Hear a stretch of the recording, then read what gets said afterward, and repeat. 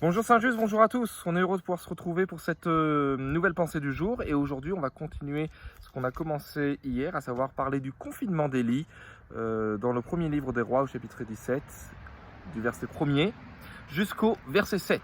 Alors, tout d'abord, ce qu'il faut nous dire, c'est que l'importance du lieu du confinement d'Élie avait quelque chose de capital. Pour que la parole de l'Éternel se réalise, Élie devait respecter scrupuleusement le lieu de son confinement. Alors ce n'était pas sur les rives du Jourdain, ce n'était pas sur les rives du Rhône ou même du Jarret qui passe si près de l'église, non. Il devait aller au bord du torrent Kérit. Et vous me direz, mais attends, un torrent, nous on est des Provençaux, on sait ce que ça signifie, ça passe pas une sécheresse. Hein, et en effet, quand on va se balader l'été dans les massifs qui entourent Marseille, on voit bien que les torrents ils sont complètement à sec. Et en effet, je pense que ça a dû être un sacré défi pour Élie. Il a dû se dire très certainement ça séchera rapidement. Seigneur, est-ce que c'est un choix judicieux? Les pensées de l'Éternel ne sont pas nos pensées et ses voies sont au-dessus de nos voies. Et ça devait être obligatoirement au bord de ce torrent du Kérit que Élie devait aller s'il voulait bien trouver de l'eau, de la paix on pourrait dire, et puis la livraison par drone naturel de sa nourriture, à savoir des corbeaux. Alors le Kérit n'est pas non plus un lieu choisi par hasard par notre Dieu. Kérit en hébreu signifie séparation.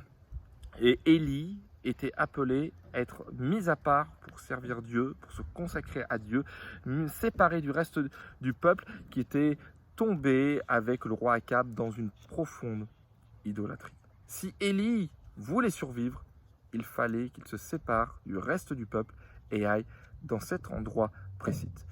Ce n'est pas, sans nous rappeler, pour nous, frères et sœurs et amis qui nous regardez, la croix de Jésus-Christ, qui est, pour le chrétien, l'endroit par excellence où il nous faut aller.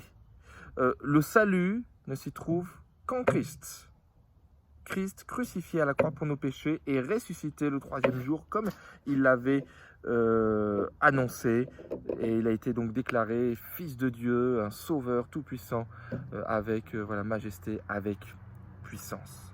Si le lieu du salut pour Élie était le Kérit, pour nous, eh bien c'est la croix de Jésus-Christ. Et quand Élie va arriver au bord du torrent Kérit, eh bien il va pouvoir constater la réalisation de la promesse, de la providence de notre Dieu.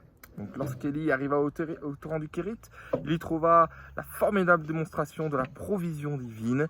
La source de son ravitaillement fut Dieu lui-même, souverain sur la nature qu'il a lui-même créée. La méthode employée, en effet, est on ne peut plus miraculeuse, d'autant plus que le ravitaillement était très régulier.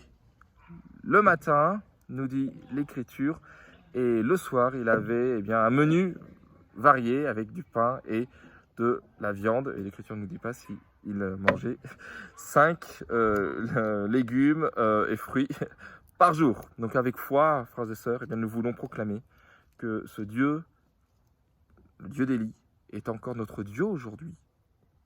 Il ne fera jamais défaut pour ceux qui se confient en lui. Que Dieu vous bénisse.